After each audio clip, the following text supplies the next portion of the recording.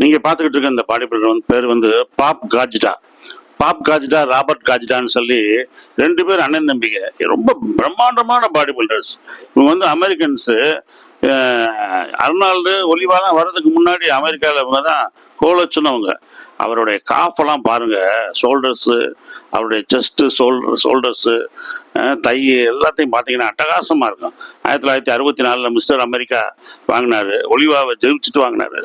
அப்புறம் 66 mister universe வாங்கினார் pop காஜ்டா. இந்த பாப் காஜ்டான்னா என்னன்னா ரொம்ப இன்டெலிஜென்ட். இந்த பாப் காஜ்டா எப்பன்னா, அந்த 1960, 66 நிறைய பாடி பில்டர்ஸ் ஹார்ட் அட்டாக்ல இறந்தாங்க. அப்போ ஏன் பாடி பில்டர்லாம் ஹார்ட் அட்டாக்ல இறக்குறாங்க அப்படின்னா, அவங்க மசாலா பில்டு பண்றாங்க, உடம்பு ஹெல்த்தை பில்டு பண்ணல, ஹார்ட்டுக்கு அவங்க வந்து கேர் எடுக்கல, லங்ஸை கேர் எடுக்கலன்னு சொல்லிட்டு அவங்க வந்து ஹார்ட்டை வந்து டெவலப் பண்ணுறதுக்காக பெரிஃபரல் ஹார்ட் ஆக்ஷன் சிஸ்டம்னு ஒரு ஒர்க் அவுட்டை கொண்டு வந்தவர் தான் அந்த பாப் காஜ்டா. மிகச்சிறந்த ஒரு ஆணவன். நீ என்ன ஒர்க் அவுட் பண்ணாலும் உங்க இதயத்துக்கு ஒர்க் அவுட் பண்ணுங்க. இதயம் நல்லா சுருங்கி உரியணும், லங்ஸ் நல்லா சுருங்கி உரியணும்.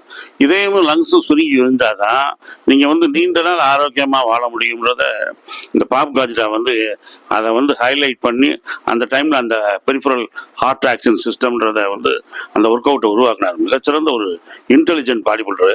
எவ்வளவு ஸ்டைலா இருக்காரு பாருங்க.